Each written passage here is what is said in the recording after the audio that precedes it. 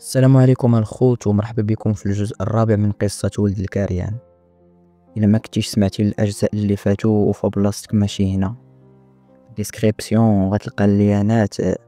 رجع تفرج في البارت الأولى والثانية والثالثة وعاد رجع شد بلاصتك معانا حيت رحلة التشويق والإثارة باقا مستمرة. بطبيعة الحال ميحتاجش نفكركم إلا عجبتكم القصة متنساوش ديروا لايك تابوناو وفعلوا الجرس باش يطلعوا لكم الاجزاء الاخرين. لما نزيد نطول عليكم كتر سد عينيك حل ودنيك وعيش بخيالك.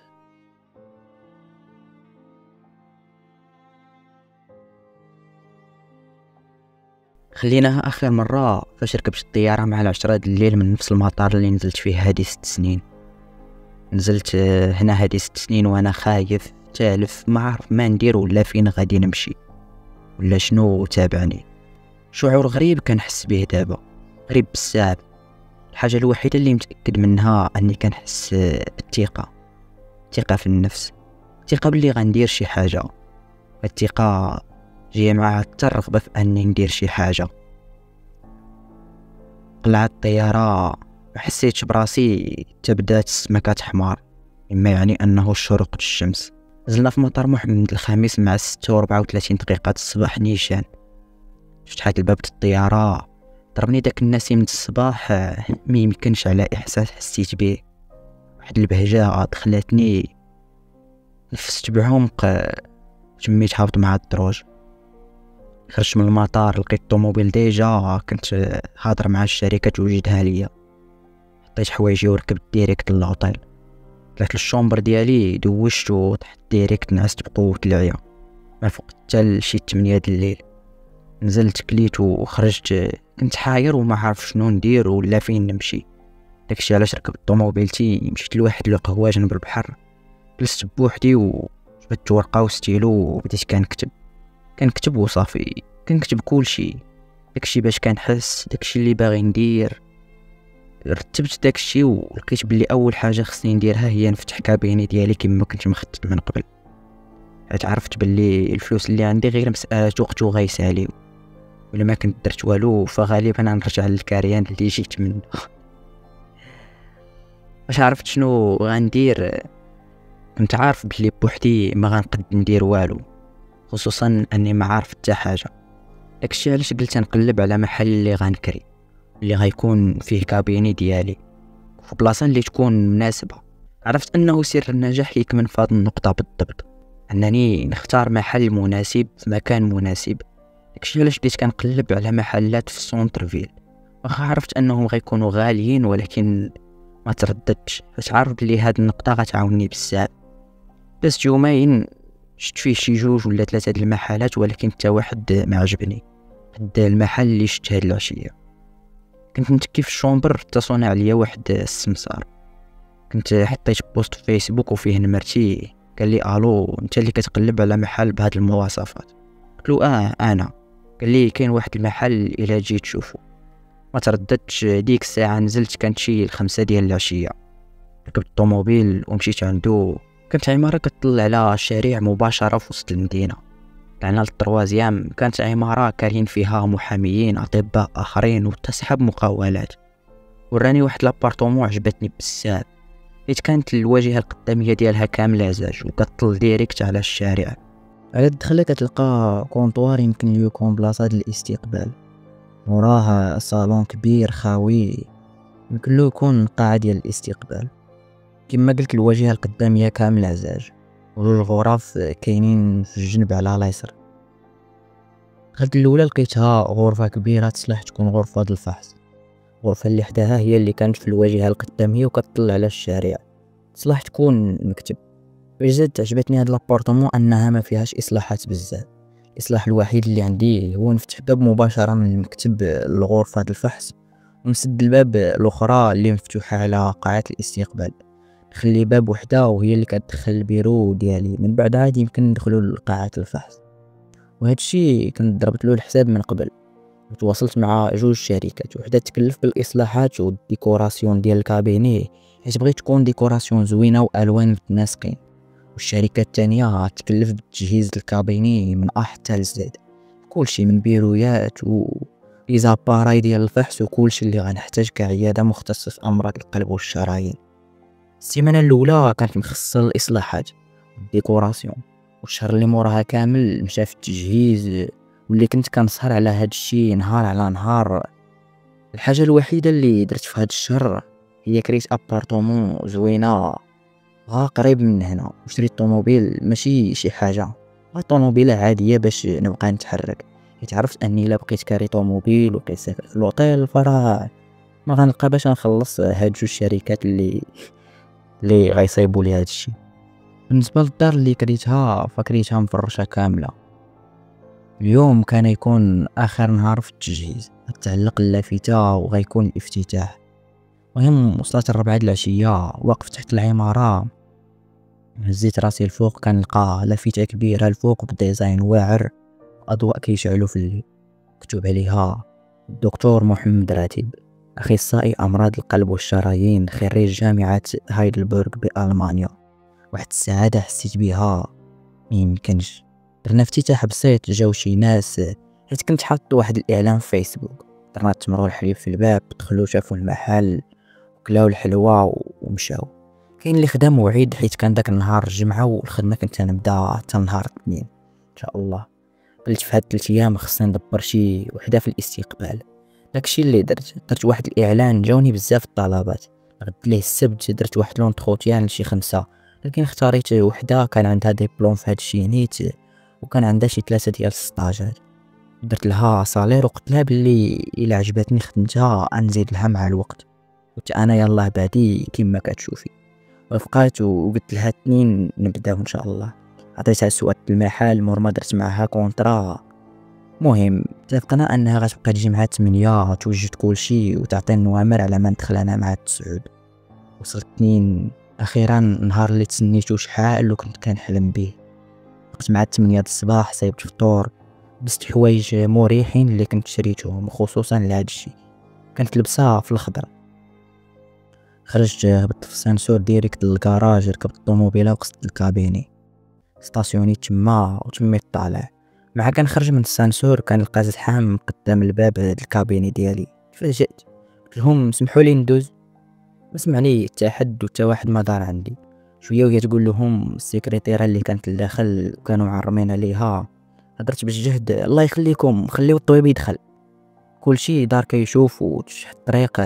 تميت داخل، عيطت للسكرتيره اللي كانت سميتها حياة، دخلت للبيرو وقالت لي كاين اقبال كبير، قلت لها غندوزو 30 واحد من فوق 30 سجليهم عطيهم وراقه فيهم ارقام بالترتيب لغد ليه، هكا تبقاي غاديه اللي جا عطيه النمره في النهار اللي خاوي، تعمر السيمانه وحبسي. الا جا شي حد موراها قولي ليه لي رونديفو د هاد السيمانه عامرين، رجع السيمانه الجايه ان شاء الله، وهكا غديري حتى في السيمانه الجايه. مهم فهمات السيستيم وخرجات. داكشي اللي كان شويه بشويه حسيت بالزحام ما بقاش برا، حيت هادوك اللي كانوا فوق 30 واحد مشاو. توكلت على الله ودخلت اول واحد. سولتو شنو كان عنده، قال لي بلي كان كيتبع مع طبيب من قبل ولكن ما كانش كيناسبو، وملي سمع بلي حل طبيب جديد خصوصا انه قاري على برا جا عندي. مهم قلت له غنبداو من الاول، الا بغيتي تتبع معايا خصني نكون عارف حالتك وما غنعتمدش على داكشي اللي كنتي كدير عند الطبيب من قبل مادام ما كانش معاك. دخلتو للقاعه ديال الفحص، فحصت له كلشي وعطيت له التحاليل اللي غايدير. قلت له خرج عند السكرتيره تعطيك الرونديفو اللي خاوي ورجع فيه. دزنا لتاني شخص وهكذا الصباح. وصلت الوحده كنت دوزت شي 19 واحد، خديت بوز صليت تمنيت وتغديت. استأنفت العمل مع الجوج. مع ديك 5 هاد العشية كنت ساليت كلشي ولقيتها مناسبة للخروج. يلا نمشي للدار ندوش ونرتاح ونقضي أغراضي الأخرى. حيت طابلية بيضاء طليت من الزاج على الشارع اللي كان عامر طونوبيلات غاديين وجايين مع منظر الغروب. يا سلام، حمدت الله وشكرتو. خرجت من البيرو لقيت السكرتيره كتقد في قاعة الاستقبال وحتى هي كتوجد تخرج. قالت لي بلي الرونديفو ديال غدا عامرين وشي 28 واحد شاد الرونديفو لبعد غدا.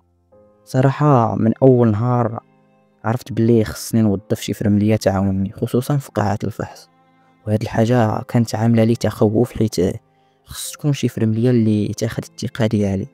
فاش كندير الخدمة أنا براسي كنعرف أني كنديرها بواحد المصداقية لداك المريض، وكذلك الفرمية اللي بغيتها تخدم معايا نبغيها دير داك الخدمة بنفس المصداقية. الصراحة كانوا هادو هما المبادئ ديالي. هاد التخوف خلاني نأجل المسألة ديال الفرملية حتى السيمانة الأخرى. قلت نجرب هاد السيمانة بوحدي ونشوفو. وصلت لآخر السيمانة وبالضبط نهار السبت مع الوحدة، حيت ما كنتش كنخدم من السبت في العشية. دخلت حياته في يديها جوا، وكما كنت متفق معها كتعطيني فلوس السيمانة. حسبتهم الحمد لله داك السيمانة دخلت 36,000 درهم، شي 3,120,000 ريال. شديت 20,000 ريال عطيتها لها وقلت لها هادي بورفوار ديال البداية وما دخلاش في الصالير ديالك. فرحات بزاف وخرجات. شديت 3,150,000 اللي بقات خشيتها في الصاك وخرجت. دزت ديريكت للبنكة، حطيتها عاد دزت للدار. وصلت مع 3 للدار، دوشت تغديت ونعست حيت كنت ناوي نخرج في العشية نفوز شوية. داكشي اللي درت. وصلت العشية خرجت مشيت لواحد الكافي واعر كطل على البحر كما درت اول مرة فاش جيت من ألمانيا. جبت ستيلو ومذكرة ديالي وبديت كنكتب اي حاجة، اي شعور واي احساس، وشنو خصني ندير وشنو باغي ندير. صراحة كنرتاح بهاد الطريقة. تعشيت تما نيت، رجعت للدار. نهار الحد صبحت ناعس. في 12 خرجت تغديت مع كان الصيد وشهر 8 دزت لواحد لابيسين تما دوزت العشية. قلت ليه كيما العادة مع 9 دخلت للكابيني، لقيت حياة فاتحة وكاينين شي ناس وداك الشي منظم ماشي بحال أول نهار. بديت الخدمة وكما دازت أول سيمانة دازت حتى السيمانة الثانية. في الآخر السيمانة جابت الحياة فلوس تقريبا اللي كانت نفس المبلغ ديال السيمانة اللي دازت. دزت حطيتهم في البنكة. وهاد السيمانة تأكدت بلي خاصني فري شي فرملية تعاون. داكشي علاش في هاد الويكاند ما ترددتش وحطيت واحد لانونس. جاو بزاف ديال الطلبات. كلفت حياة تنظم لي 5 كل نهار ندير لهم اونتروتيان طيلة السيمانة. داكشي اللي كان كل نهار كيجيو 5 في الوقيته اللي حددت لهم. انا كنهضر معاهم نسولهم ونشوف السيفي ديالهم. وصل نهار الخميس كما العاده دوزت اخر مريض قبل بوزة الغدا، وقلت الحياة دخلي دوك اللي غندير لهم لونطروتيان نحيدهم عليا عاد نتغدى ونرتاح باش نرجع للخدمه. دخلت الاولى الثانيه الثالثه الرابعه، وصلت اخر وحده. تما الداخله كنت محني على شي وراق مع هزيت راسي مع كانت تصدم. يمكنش لا لا لا والله ما يمكن هذه كامله تكون صدفه. قلت بواحد الصدمه أميمة اش كديري هنا؟ نسيت انا بلي أميمة اللي كنت صيفتها من ألمانيا داك العام مور ما رجعت للمغرب وتقطع بيناتنا الاتصال. ولكن درت بالنصيحه اللي كنت عطيتها، دارت لي زانفيرميي قالت لي برافو على السي محمد رجع للمغرب وفتح كابيني وكاع ما سول فينا. لا لا لا ماشي هكاك، تفضلي جلسي. انا كندوي وعرفت باللي هي يلا عندها العام الاخر، ما كانتش اجي غير فاش عرفتني انا فضلت هاد الطريقه باش تجي عندي، وما كانش غرضها في الخدمه. ولكن انا كان لي راي اخر، اقترحت عليها تبدا السطاج عندي وتاخد صالير ديالها عادي، انها تاخد تجربه وغير تخرج. الا بغات تبقى مرحبا، ما بغاتش هي حره ديك الساعه. والصراحه هذه الفكره عجبتني حتى انا، حيت المشكل والتخوف اللي كان عندي ينقص شويه. داكشي اللي كان فعلا بدات معايا الخدمه، واخا شي اوقات ما كانتش كتجي بسبب القرايه، ولكن اغلبيه كانت كتجي وكتعاونني بزاف وتنقص عليا بزاف في الخدمه. داكشي اللي كنت كنقول لها كديرو بالحرف، خصوصا في قاعه الفحص، وكدير داك الحوايج البديهيه بحال الطونسيون، بحال الخدمه بشي اباراي اللي كنت كنحتاج انا نعرف غير النتيجه وصافي بلا ما نحتاج نخدم داك لاباراي براسي. المهم نقصت عليا خدمه بزاف وحتى هي كتعلم. هكاك دازت السيمانه الاولى وأميمة كان عندها بيرو وحده السكرتيره النيت، واخا ما كانت كتحتاجو بزاف ولكن درتو لها غا باش تحس حتى هي باللي كاينه بلاصتها. تيسرات الامور في الشهر الاول وقدرت نجمع تقريبا 15 مليون. هادشي غير في الشهر الاول. خرجت منها الصالير السكرتيره حياة والفرمليه أميمة، خلصت الكراد الكابيني والضو كلشي، والكرا د لابارطومون ديالي اللي ساكن فيها، ومع التكاليف المنزليه اللي عندي والخراجات اللي كنت كندير بقات لي شي 13 مليون واقفه. قلت غنجمع شويه وغنشري شي طوموبيل. أحسن من هادي اللي عندي، حيت هادي شريتها غير باش نقضي بها في الوقيتة اللي كانوا يتسالاو لي الفلوس. صراحة نشري طوموبيل حاجة اللي ما غتكونش صعيبة، خصوصا مع هادشي اللي وليت كندخل طوموبيل ان شاء الله، وموراها جايين بزاف د الاهداف والاحلام. فرحت بزاف وحمدت الله اللي يسر لي الامور واللي وصلني لهذا الشيء، واخا ما كنتش عارف شنو باقي جاي وشنو باقي مخبي لي القدر، لكن كنحمد الله ونشكره على هذا الشيء اللي وصلت ليه.